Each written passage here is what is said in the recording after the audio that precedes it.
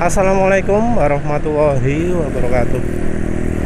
Eh, ada beberapa pendapat ya yang ngomong bahwa eh, kendaraan terutama motor itu didesain agar cepat rusak karena tujuan dari pabrikan adalah untuk menjual motor, sehingga motor didesain sengaja agar tidak awet, agar orang bisa beli motor lagi. Kalau nggak salah istilahnya engineering obsolescence ya, entah apa istilah yang tepat. Yang jelas cukup banyak orang seperti itu. Yang satu ngomong agar penjualan spare part itu laris, lancar, agar bengkel itu rame. Yang kedua dari sisi motornya sendiri, agar orang itu bisa beli gitu ya.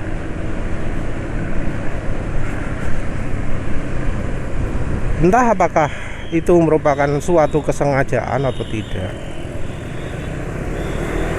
tapi seandainya itu merupakan kebijaksanaan khusus, maka itu adalah kebijaksanaan lokal ya.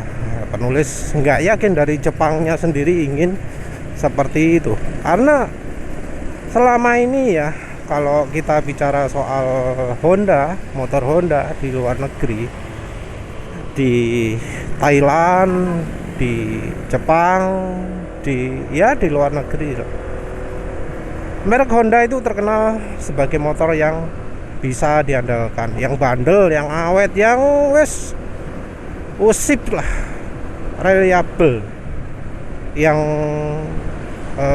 bertahan bisa lama. Karena pernah karena penulis punya ya temen di Thailand, kebetulan dia kerjasama dengan penulis. Nah, teman di Thailand ini ngomong bahwa di Thailand itu merek Honda merupakan merek yang disukai orang karena apanya? Karena reliabilitasnya, karena motornya bandel. Motor dia sendiri adalah motor Honda NSR versi 2003 ya, yang saat itu tahun 2017 gitu ya. Kondisinya masih prima, super oke, gak ada masalah sama sekali. Masih karbu kalau nggak salah ya, masih karbu, masih kencang karena bisa jalan 170 ya. Jadi kalau misal motornya kurang awet sekarang, maka itu adalah keputusan dari Astra, bukan dari Hondanya, tapi Astranya, kebijakan manajemen Astranya. Dulu juga pernah baca-baca ya, dari pabriknya sendiri, pabrik AHM-nya sendiri, kualitas produk antara yang untuk lokal dan untuk ekspor itu beda. Untuk ekspor kualitas pakai ya kualitas internasional, sementara untuk lokal beda. Jadi ada beda kualitas antara versi lokal dan versi internasional. Dan internasional yang penulis maksud adalah yang Thailand, Singapura, Malaysia, Brunei gitu ya. Karena kalau Filipina itu sepertinya pakai buatan dari Indonesia juga. Jadi Indonesia memang ekspor untuk motor Hondanya, tapi ekspornya ke Filipina. Mungkin ada juga yang ke Bangladesh gitu ya. Tapi secara volume ya nggak signifikan. Kalau ke Bangladesh kalau nggak salah CBR-nya ya, CBR 150R-nya. Ke Filipina motor Matic-nya Honda Beat, sama CB-nya mungkin ya. Jadi memang diakui ada perbedaan kualitas. Kalau dari ciri-cirinya itu ya ada di misalnya di apa ya, karete atau apalah, seal-sealnya itu. bahannya karena penyakit apa sih yang di CVT itu, yang gara-gara karet ECJ tadi kualitasnya mesinnya, jalan mesinnya beda. Yang di PCX impor itu jauh lebih mulus mesinnya daripada PCX lokal. Jadi dari sisi material, pemilihan material itu memang sudah beda kualitasnya. Tapi motor Honda rusak nggak cuma dari sisi kualitas. Penulis juga amati motor Honda itu nggak beres juga dari sisi quality control, kelolosan kualitas ya, kelolosan barang buruk masuk dealer itu banyak ya. Entah mungkin disengaja juga ya, disengaja. Oh nggak apa-apa, nanti kalau konsumen nggak komplain kan ya untung. Kalau konsumen komplain ya urusannya dealer. Karena dari Honda sendiri sepertinya tidak akan menanggung masalah-masalah atau klaim-klaim garansi yang terjadi di motor konsumen. Setahu penulis itu adalah tanggung jawab atau resikonya dealer. Jadi kalau ada klaim, kalau ada kerusakan motor apa-apa, yang nanggung bukan Honda pusat tapi dealernya. Jadi artinya kepala mekanik di dealer akan berjuang sekuat tenaga untuk menetralisir, untuk berbohong dengan berbagai cara sedemikian rupa sehingga konsumen percaya bahwa masalah yang dialami motor itu adalah kesalahan dia sendiri, atau itu sudah normal terjadi sehingga nggak perlu diklaim garansi. Karena ya bahkan sampai pelek dicat aja jadi sumber masalah loh ya. Pelek dicat, ini sudah nggak standar velgnya sudah dicat, ini nggak bisa klaim garansi mesin sampai seperti itu. Jadi sudah seperti itu levelnya, sampai ya parah sedemikian rupa karena memang dikondisikan. Sementara itu recall bisa dibilang sesuatu yang mustahil ya untuk Astra. Jadi gimana caranya jangan sampai ada recall. Walau mungkin harus nuruti prinsip Honda gitu ya, tapi ya faktanya kayak rangka patah ini kan tetap masih dijual motornya, nggak sampai dihentikan. Kalau di Amerika gitu ya pasti sudah dihentikan produksi motor kok. Sampai karat kayak gini nggak peduli gimana pun, nggak peduli konsumen nggak merawat motor, nggak peduli konsumen pakainya pinggir laut, nggak peduli konsumen pakainya di tengah laut. Lawang keadaannya seperti ini ya, dari pabrikan dong harus mendesain sedemikian rupa sehingga motor itu aman. Dan ini kita nggak ngomong soal motornya rusak saja, ini sudah menyangkut keamanan gitu ya. Kalau rangka patah itu, jadi dari pabrikan sendiri sudah mengeluarkan kebijakan ya.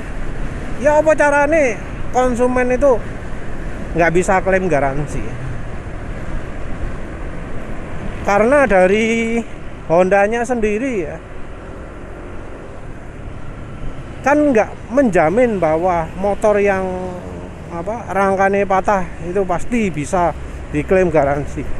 Disuruh dibawa ke dealer dulu ya, dilihat itu karena apa. Kalau memang kesalahan produksi baru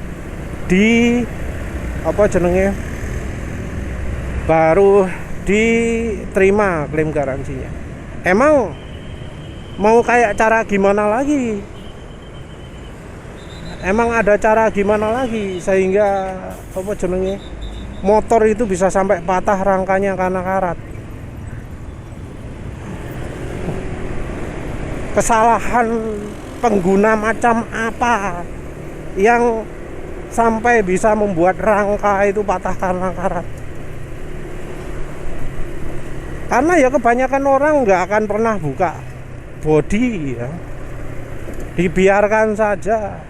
Habis kena hujan dipakai terus, apa salah itu? Emang di buku manual disebutkan entah apa ada kalau misalnya habis kena hujan harus dimandikan, apa ada petunjuk seperti itu? Kalau nggak ada petunjuk seperti itu, maka konsumen pakai motor cara kayak gimana pun ya nggak boleh disalahkan. Mau patahnya gara-gara apapun, kalau itu karena rangkanya keropos karena karat, ya harus diterima klaimnya. Penulis kok jadi ngomong soal karat. Ini mau ngomong soal pabrikan sengaja bikin motornya cepat rusak. Yang untuk soal karat ini, menurut penulis adalah males ya, demi ekonomi ya, khusus untuk soal karat ini ya. Ya apa caranya ben irit?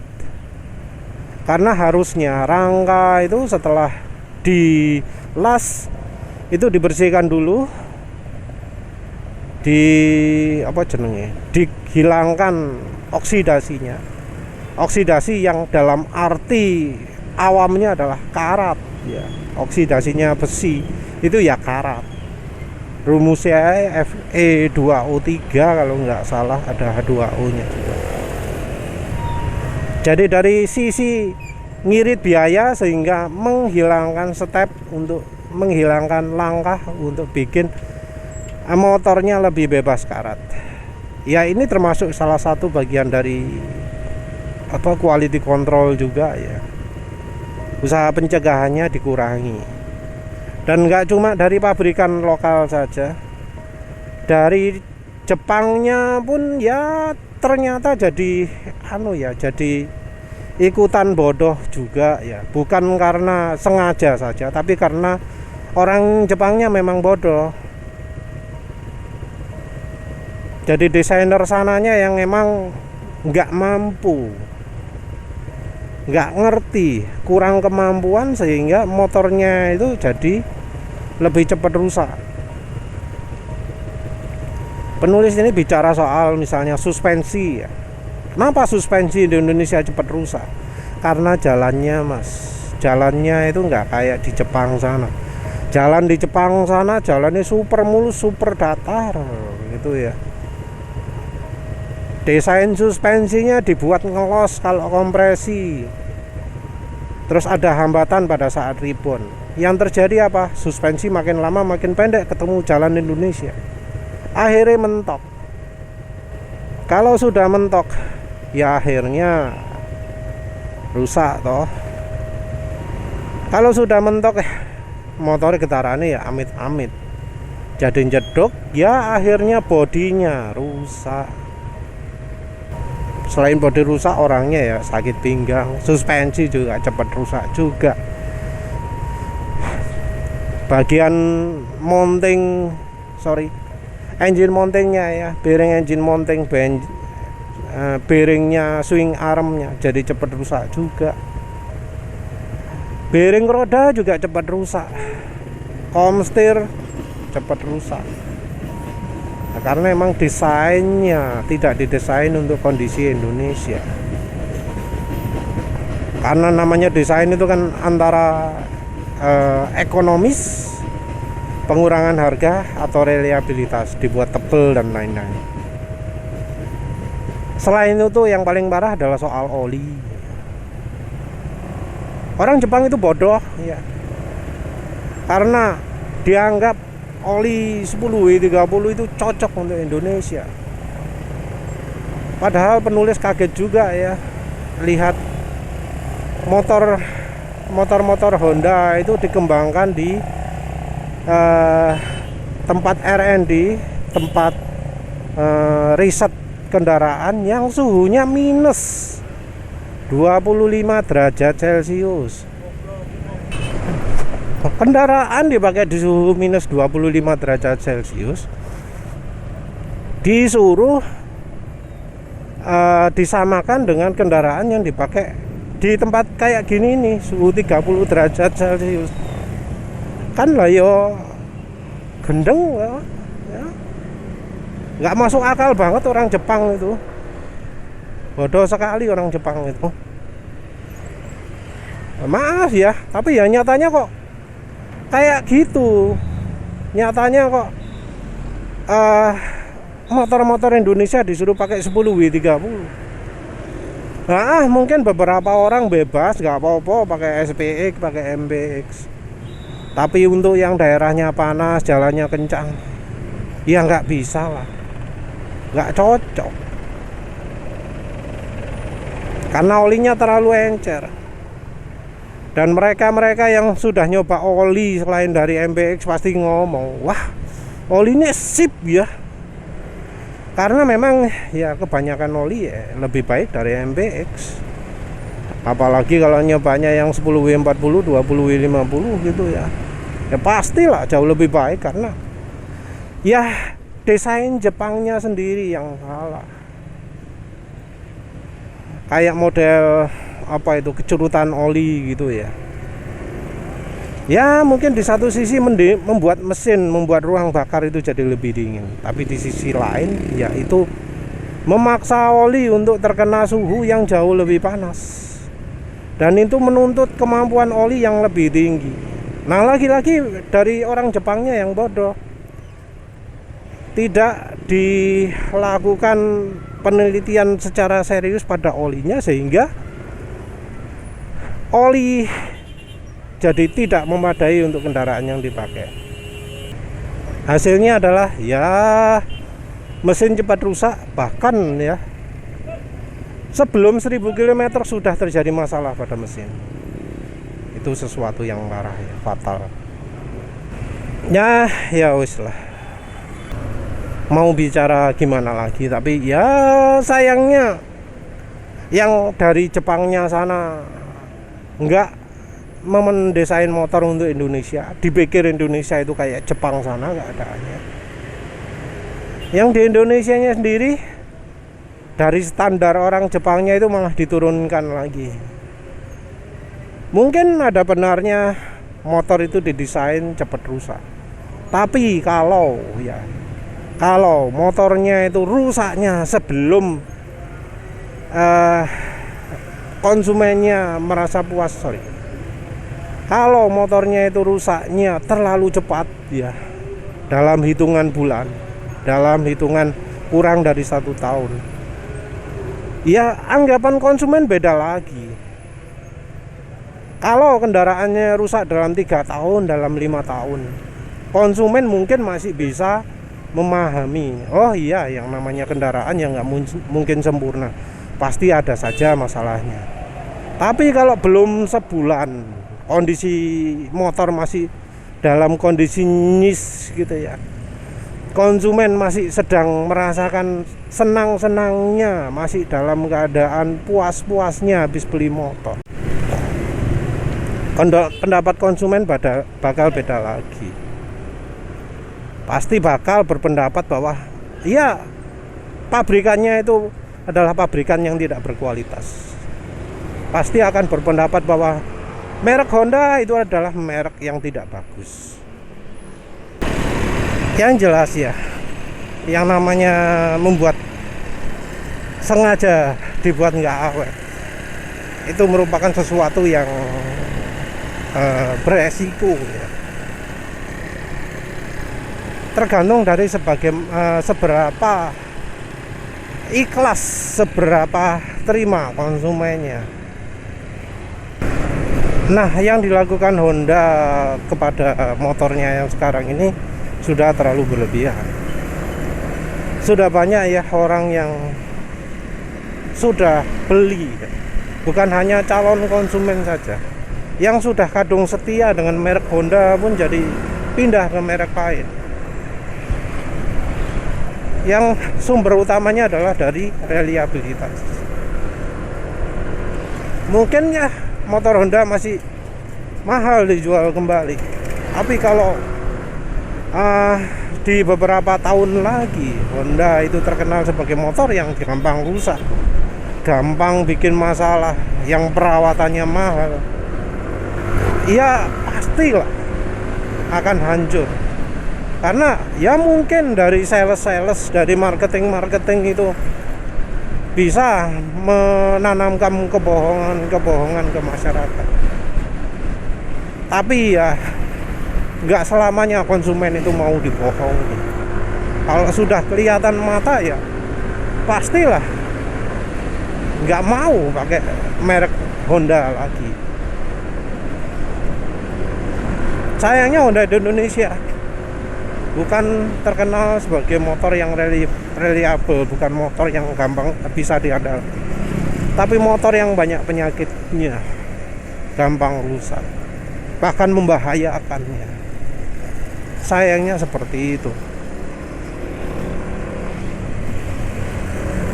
Kalau sampai ini kepanikannya menyebar, ya wis tamatlah nasib Honda di Indonesia. Ya wes, begitu saja. Terima kasih sudah menonton. Assalamualaikum warahmatullahi wabarakatuh.